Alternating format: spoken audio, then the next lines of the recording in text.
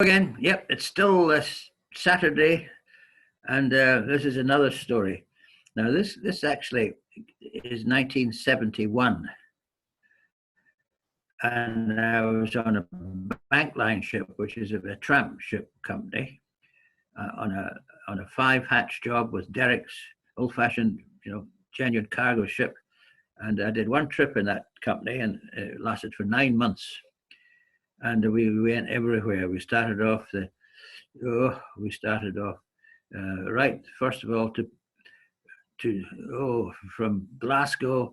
Then first stop was actually Ceylon, and then that went up to India, and all the way Burma, and then up to the west coast of Africa, South Africa, east coast of Africa, Brazil, and then up to Finland, Helsinki, and then we left the ship in the South Shields 9 months later. But anyway, the story I'm going to tell is when we were in Calcutta, and that would be about July 1971, and it was incredibly hot. It was really, really hot. And anyway, I was on duty when I was second mate, and there was a big commotion coming along about midnight for coming along the jetty there, the pier.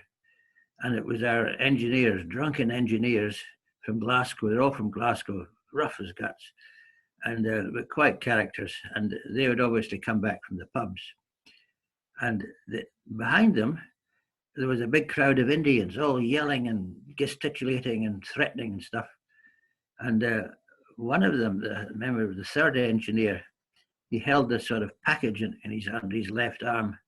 I don't know what it was, but anyway, every now and again, the Indians would try and swarm them, and then the Glaswegians would turn around and attack them, and then they would back off, and they gradually made it to the gangway. And I just lifted up the gangway, seen there was a board, and to my shock and horror, I saw that this package was a human head. Apparently, they'd come across, life's very cheap in India, and the bodies, dead body wasn't really much talking point.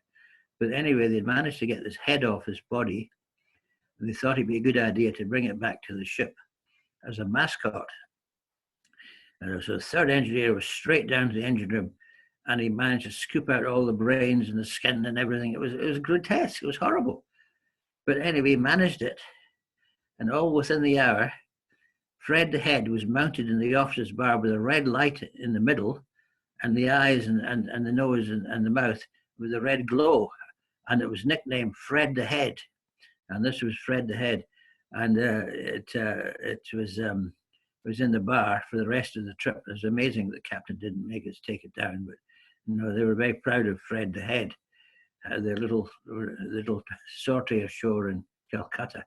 So not a very nice story, but it's got, I don't know, it's a sick humor, but there we are. That's the story of Fred the Head.